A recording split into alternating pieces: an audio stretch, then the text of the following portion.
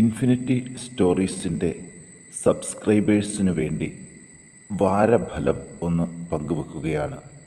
June 22 മുതൽ 29 വരെ ഓരോ രാശിക്കാർക്കും ലഭിക്കുന്ന നേട്ടങ്ങൾ, അതുപോലെ തന്നെ ജീവിതത്തിൽ ബുദ്ധിമുട്ടുകൾ എല്ലാം വളരെ വിശദമായിട്ട് ഇൻഫിനിറ്റി സ്റ്റോറീസ് ഇന്നത്തെ വീഡിയോയിലൂടെ ഒന്ന് പങ്കുവെക്കുകയാണ്.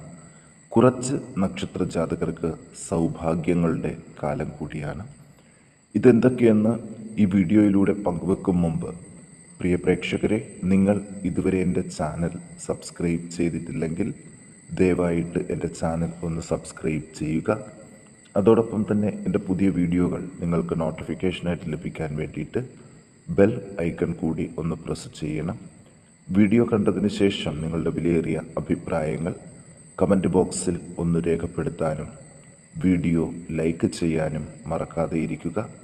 എൻ്റെ എല്ലാ പ്രേക്ഷകർക്കും ഇൻഫിനിറ്റി സ്റ്റോറീസിൻ്റെ ഈ പുതിയ വീഡിയോയിലേക്ക് ഒരിക്കൽ കൂടി സ്വാഗതം. നമുക്ക് ആദ്യം നോക്കാം മേടക്കൂറിലെ അശ്വതി, ഭരണി, കാർത്തിക നക്ഷത്ര ജാതകരെക്കുറിച്ച്. ഈ ഒരാഴ്ച ലഗ്നത്തിൽ ആദിത്യൻ, ബുധൻ, രാഹു, 2 ശുക്രൻ, 3 കുജൻ, 7 കേതു, 11 ശനി, 12 വ്യാഴം. ഇതാണ് ഗ്രഹസ്ഥിതി. ധനാഗമങ്ങൾ ഉണ്ടാകും.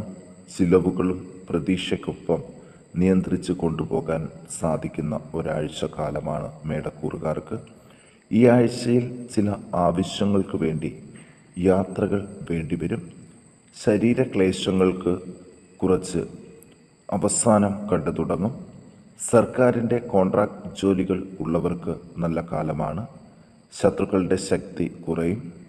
സഹോദരങ്ങൾക്ക് നല്ല കാലമാണെങ്കിലും അവരുമായിട്ടുള്ള ബന്ധങ്ങളിൽ കോട്ടങ്ങൾ തട്ടാതിരിക്കാൻ ശ്രദ്ധിക്കണം. ബന്ധുജനങ്ങളുമായിട്ടുള്ള കലഹങ്ങൾ മാറും. നല്ല വാക്കുകൾ കൊണ്ട് കാര്യസാധ്യങ്ങൾ ഉണ്ടാകുമെങ്കിലും ചില സമയത്ത് വാക്കുദോഷത്താൽ കലഹങ്ങൾക്കും സാധ്യതയുണ്ട്. സൽക്കർമ്മങ്ങൾക്കായിട്ട് പണം ചിലവാക്കേണ്ടതായിട്ട് വരും. വിദ്യാർത്ഥികൾക്ക് നല്ല കാലമാണ്. ദാമ്പത്യ കലഹങ്ങൾ കുറഞ്ഞു തുടങ്ങും. പൊതുവെ ആദരവും അംഗീകാരവും ലഭിക്കും. വ്യവഹാരങ്ങൾ വിജയത്തിലേക്ക് വരും. വാദബന്ധിയായ അസുഖങ്ങൾ കുറഞ്ഞു തുടങ്ങും. ഇവർ ദോഷശാന്തിക്ക് വിഷ്ണു ക്ഷേത്രത്തിൽ മഹാസുദർശന മന്ത്ര പുഷ്പാഞ്ജലിയും കദളിപ്പഴ നിവേദ്യവും നടത്തി ഒന്ന് പ്രാർത്ഥിക്കണം. ഇനി അടുത്ത രാശിക്കാരായ ഇടവക്കൂറിലെ കാർത്തിക നക്ഷത്ര ജാതകർ 2, 3, 4 പാദങ്ങൾ, രോഹിണി, മകയിരം 1, 2 പാദത്തിൽ ജനിച്ചവരെ കുറിച്ച് നോക്കാം. ഇവർ ചെയ്യുന്ന നല്ല കർമ്മങ്ങൾക്ക് ഫലം ലഭിച്ചു തുടങ്ങും. വാക്കുദോഷം കൊണ്ട് ബുദ്ധിമുട്ടുകൾ ഉണ്ടാകാൻ സാധ്യതയുള്ളത് കൊണ്ട് ശ്രദ്ധ വേണം. ഒടിവ്, ചതവ്, ഹൃദയബന്ധിയായ രോഗങ്ങൾ മൂലം ചികിത്സകൾ തേടേണ്ടതായിട്ട് വരും.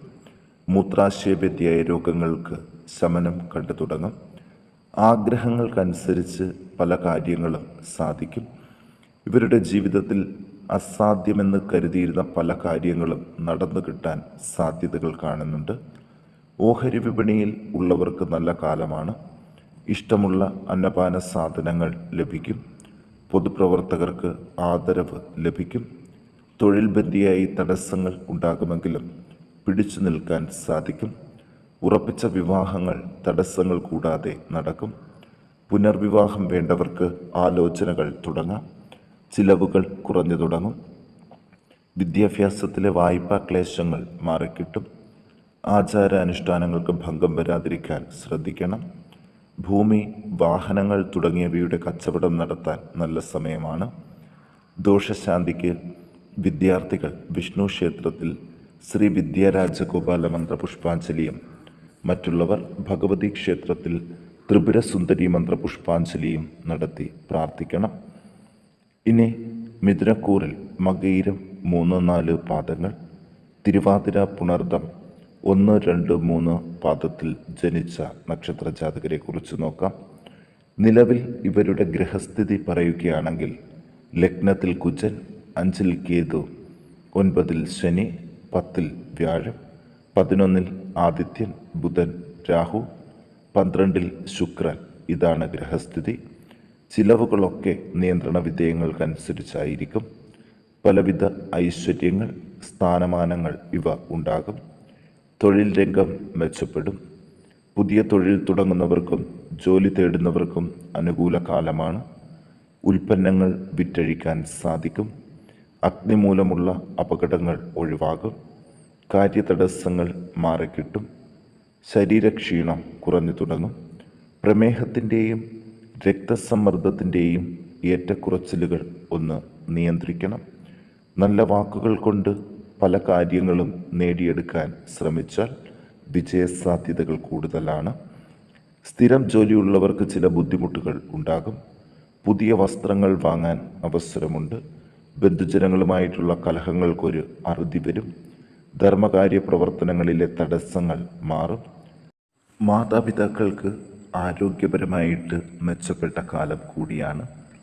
വാഹനങ്ങൾ കൈമാറ്റം ചെയ്യാൻ ആഗ്രഹിക്കുന്നുണ്ടെങ്കിൽ അത് നടന്നു കിട്ടും.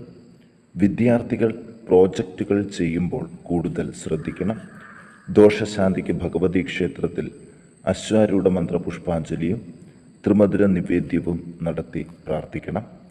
ഇനി കർക്കിടകക്കൂറിൽ പുണർദം 4-ാം പാദം, പൂയം, ആയില്യം നക്ഷത്ര ജാതകരെക്കുറിച്ച് നോക്കാം.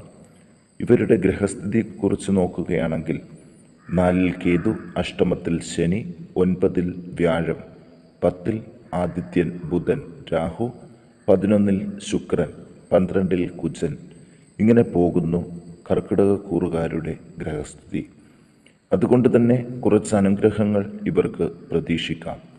എല്ലാ രംഗങ്ങളിലും വിജയം നേടാൻ സാധിക്കുന്ന ഒരാഴ്ചയാണ്. പ്രാർത്ഥനകൾക്കും ഫലം കാണും. സുഖശയന ഉപകരണങ്ങൾ വാങ്ങാൻ സാധിക്കും. സാമ്പത്തിക രംഗം മെച്ചപ്പെടും. വീട്ടിലെ അസ്വസ്ഥതകൾ കുറഞ്ഞു തുടങ്ങും. ശത്രുക്കളുടെ ശക്തിയും കുറയും. സഹായികളുമായിട്ട് കലഹങ്ങൾ ഉണ്ടാകാതെ ശ്രദ്ധിക്കണം. ചിലവുകളൊക്കെ നിയന്ത്രണ വിധേയമായിരിക്കും. തൊഴിൽ രംഗം മെച്ചപ്പെടും.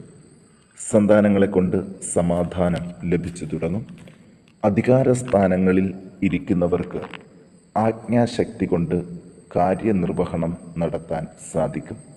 സുഗന്ധദ്രവ്യങ്ങളോ വിലപിടിപ്പുള്ള മറ്റ് സമ്മാനങ്ങളോ ലഭിക്കാൻ സാധ്യതകൾ കാണുന്നുണ്ട്. കാൽമുട്ട് വേദന, നടുവേദന, കൊളസ്ട്രോൾ, അൾസർ തുടങ്ങിയ അസുഖങ്ങൾ ശ്രദ്ധിക്കണം. ദാമ്പത്യ ബന്ധങ്ങൾ ഇണങ്ങിയും പിണങ്ങിയും മുന്നോട്ടു പോകും. മംഗളകർമ്മങ്ങൾക്ക് നേതൃത്വം വഹിക്കാൻ അവസരമുണ്ട്. വ്യവഹാരങ്ങളിൽ വിജയം വരിക്കും. പുതിയ വാഹനങ്ങൾ വാങ്ങാൻ നല്ല സമയമാണ്. പക്ഷികളുടെ അല്ലെങ്കിൽ മൃഗങ്ങളുടെ ഉപദ്രവങ്ങളിൽ നിന്ന് കുറച്ച് ബുദ്ധിമുട്ടുകൾ ഉണ്ടാകും. അധ്യാപകർ കുറച്ച് ശ്രദ്ധിക്കേണ്ട സമയമാണ്. അപവാദം കേൾക്കാതെ സൂക്ഷിക്കണം. ദോഷശാന്തിക്ക് ഭഗവതി ക്ഷേത്രത്തിൽ ഐക്യമന്ത്ര സൂക്ത പുഷ്പാഞ്ജലി കഴിപ്പിച്ച് പ്രാർത്ഥിക്കണം. ഇനി ചിങ്ങക്കൂറിൽ പിറന്ന മകം, പൂരം, ഉത്രം 1-ാം പാദത്തിൽ ജനിച്ചവരെക്കുറിച്ച് നോക്കാം. ഇവരുടെ ഗ്രഹസ്ഥിതിയെക്കുറിച്ച് പറയുകയാണെങ്കിൽ 3-ൽ കേതു, 7-ൽ ശനി, അഷ്ടമത്തിൽ വ്യാഴം, 9-ൽ ആദിത്യൻ, ബുധൻ, രാഹു, 10-ൽ ശുക്രൻ, 11-ൽ കുജൻ. ഇതാണ് ഗ്രഹസ്ഥിതി. പലവിധ ആപത്തുകളിൽ നിന്നും കരകയറുന്ന ദിവസമാണ്. കോപം വരുമ്പോൾ ശരവാക്കുകൾ പറയുമെങ്കിലും പിന്നീട് ശാന്തനാകും. പൊതുവെ സുഖ അനുഭവങ്ങൾ ഉണ്ടാകും. കർമ്മമണ്ഡലം മെച്ചപ്പെടും. സ്വയം തൊഴിൽ ചെയ്യുന്നവർ കൂടുതൽ മുതൽ മുടക്ക് നടത്തുന്നത് നല്ലതാണ്. നാൽക്കാലി വളർത്തുന്നവർക്കും നാൽക്കാലി കച്ചവടക്കാർക്കും കുറച്ച് ലാഭങ്ങൾ ഈ കാലഘട്ടത്തിൽ പ്രതീക്ഷിക്കാം. പാലിനും പാൽ ഉൽപ്പന്നങ്ങൾക്കും നല്ല കച്ചവടം കിട്ടും. ആഭരണ കച്ചവടക്കാർക്കും അലങ്കാര സാധനങ്ങൾ വിൽക്കുന്നവർക്കും നല്ല കാലമാണ്. വാതബന്ധിയായ അസുഖങ്ങൾക്ക് യുക്തമായ ചികിത്സ ചെയ്യണം. പല ദുഃഖ അനുഭവങ്ങളും ജീവിതത്തിൽ നിന്ന് വിട്ടൊഴിയും. ബന്ധനാവസ്ഥയിൽ നിന്ന് മുക്തി നേടാൻ അവസരങ്ങൾ ഇവർക്ക് ലഭിക്കുന്നതാണ്. അതുപോലെ തന്നെ ഇവരുടെ ജീവിതത്തിൽ അപ്രതീക്ഷിതമായിട്ട് ചില മാറ്റങ്ങൾ നടക്കുന്ന ദിവസങ്ങളാണ്. വിവാഹ തടസ്സം മൂലം ബുദ്ധിമുട്ടിയവർക്ക് നല്ലൊരു വിവാഹ ആലോചന വരാനും ഈ ഒരു മാസം അവസാനിക്കും മുൻപ് തന്നെ വിവാഹം അപ്രതീക്ഷിതമായിട്ട് നടക്കാനും ഒക്കെയുള്ളൊരു ഭാഗ്യം ചിങ്ങക്കൂറിലെ മകം, പൂരം, ഉത്രം നക്ഷത്ര ജാതകരെ കാത്തിരിക്കുന്നുണ്ട്. പിന്നെ ശ്രദ്ധിക്കേണ്ടത് ബന്ധനാവസ്ഥയ്ക്ക് യുക്തമായ ചികിത്സകൾ തേടണം. പുതിയ തൊഴിലിനായി ശ്രമിക്കുന്നവർക്ക് അതിനുള്ള ഫലവും കാണും. വിദേശത്ത് ജോലിയുള്ളവർ കൂടുതൽ സാമ്പത്തിക നേട്ടങ്ങൾ കൈവരിക്കും. പുനർവിവാഹത്തിനും അവസരങ്ങൾ കാണുന്നുണ്ട്. ഇവർ ദോഷശാന്തിക്ക് ശിവന് ധാര കഴിക്കുകയും ഭഗവതിക്ക് ഐക്യമന്ത്ര പുഷ്പാഞ്ജലി കഴിപ്പിക്കുകയും ചെയ്ത് പ്രാർത്ഥിക്കാൻ ഒന്ന് ശ്രദ്ധിക്കുക.